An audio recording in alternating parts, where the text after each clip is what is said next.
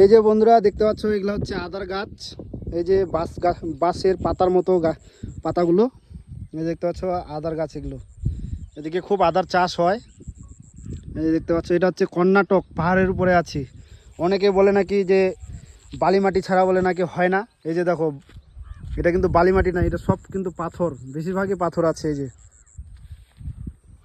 কত সুন্দরভাবে আছে, তাই না?